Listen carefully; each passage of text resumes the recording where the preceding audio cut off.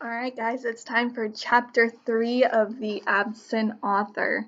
If you remember yesterday, all three kids, Dink, Josh, and Ruth Rose, they went to the bookstore to meet the author and get their books signed, but the author wasn't there, and the author never showed up.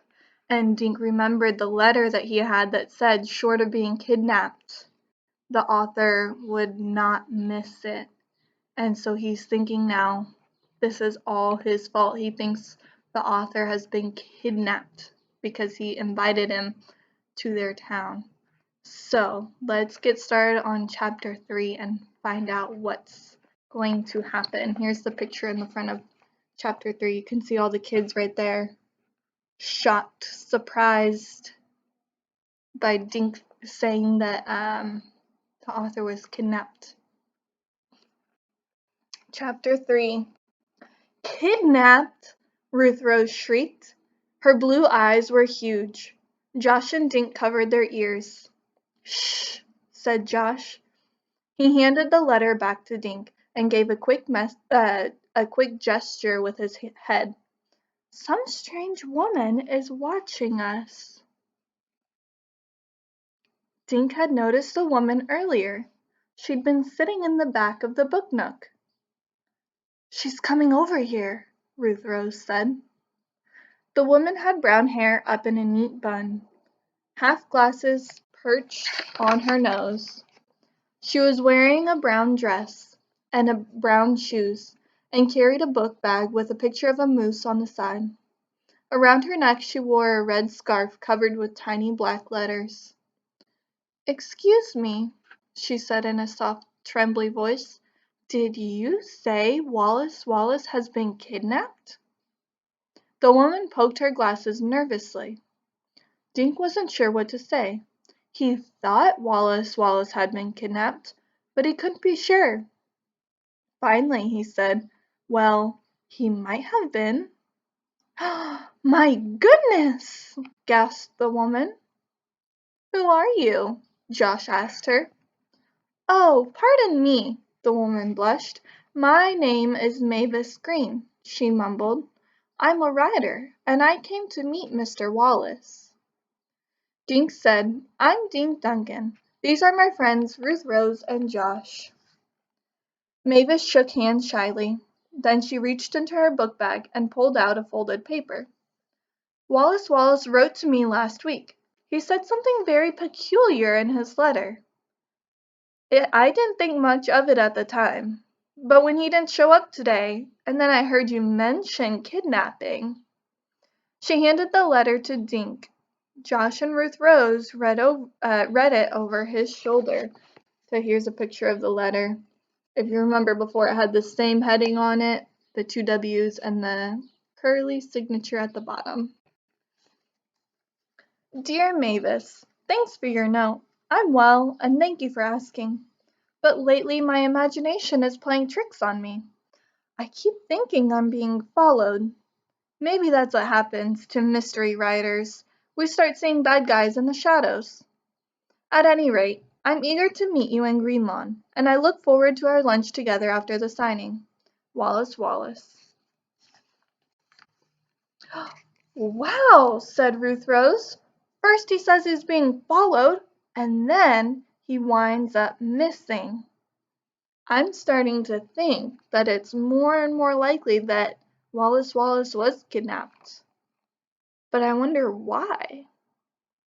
What would the kidnappers want with an author? Oh dear, said Mavis. I just don't understand. Why would anyone want to kidnap Wallace Wallace? If he's the most famous mystery writer in the world, he must be rich, right? Josh said. Maybe someone kidnapped him for a ransom. So ransom is when say they really did kidnap Wallace Wallace. They'll say, we'll give you back Wallace Wallace if you pay us $1 million. Suddenly, Josh grabbed Dink and spun him around, pointing toward the street. Look, the cops are coming. They must have heard about the kidnapping. A police officer was walking toward them. Josh, that's just Officer Fallon. Jimmy Fallon's grandfather, said Dink. Jimmy came to get a book signed. I saw him inside the book nook. Maybe we should show Officer Fallon these letters, Ruth Rose suggested. They could be clues if Wallace Wallace has really been kidnapped. Who's been kidnapped? Asked Officer Fallon, who was now standing near them. Not my grandson, I hope, he added, grinning. Dink showed Officer Fallon the two letters. We think Wallace Wallace might have been kidnapped, he said.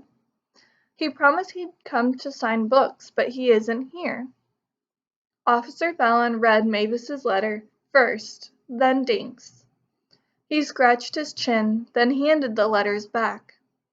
The letters do sound a bit suspicious, he said. But it's more likely that Mr. Wallace just missed his flight. And think about that. He probably had to fly into town to get there. Look, there's even a picture of an airplane on the front. Maybe he did miss his flight. Jimmy Fallon ran out of the book nook, waving a Wallace Wallace book at his grandfather. Grandpa, he never came. Can we go for ice cream anyway? Officer Fallon put a big hand on Jimmy's head. In a minute, son. To Dink he said, I wouldn't worry. Mr. Wallace will turn up. Call me tomorrow if there's no news, okay? They watched Jimmy and his grandfather walk away. Dink handed Mavis's letter back to her. He folded his and slid it into his pocket. Crazy thoughts were bouncing around in his head. What if Wallace Wallace really has been kidnapped? It happened because I invited him to Greenlawn. I'm practically an accomplice. I don't want to wait till tomorrow, he said finally. I say we start looking for Wallace Wallace now. Remember, these kids, the three of them, they are detectives. They're kid detectives, and they solve mysteries. So, the sooner they start, hopefully the sooner Wallace Wallace will turn up.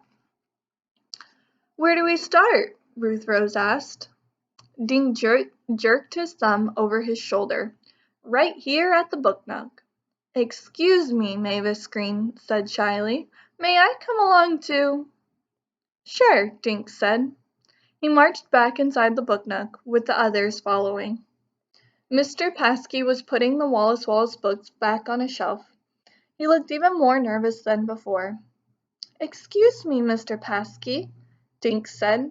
Have you heard from Wallace Wallace? Mr. Paskey's hand shot up to his bow tie.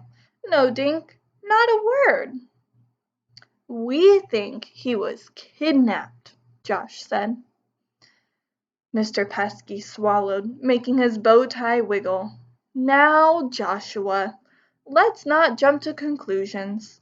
I'm sure there is a rational explanation for his absence. Dink told Mr. Paskey about the two letters. I'm really worried, Mr. Paskey. Where could he be? Mr. Paskey took out a handkerchief and wiped his face. I have no idea. He removed a paper from his desk and handed it to Dink. All I have is his itinerary. So an itinerary is a list of where so-and-so's to be at each time. So if I had an itinerary for the zoo, I might say 10 o'clock, get to the zoo. 10:30, see the elephants. 10:45, see the lions. So it's just a list of where someone should be at each time. The others looked over Dink's shoulder as he read. Itinerary for Wallace Wallace. I'll show you a picture of it. You can see this here. 1. Arrive at Bradley Airport at 7 p.m. Friday, July 15th. New England Airlines, Flight 3132. 2.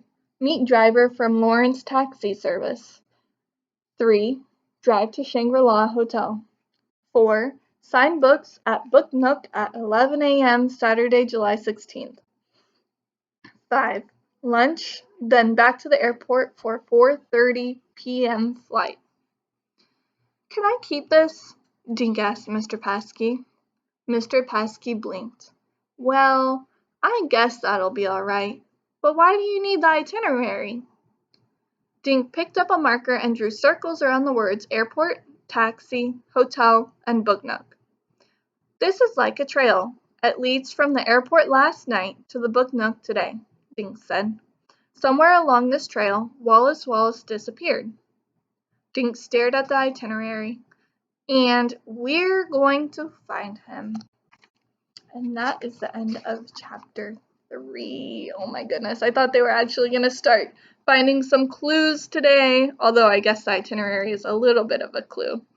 So tomorrow, come back and we will read chapter 4, and we will see, I'm guessing, since the itinerary said he was flying in, maybe they will start out at the airport tomorrow. I don't know. I'm excited to read and find some more clues to the mystery. Have a good day, guys.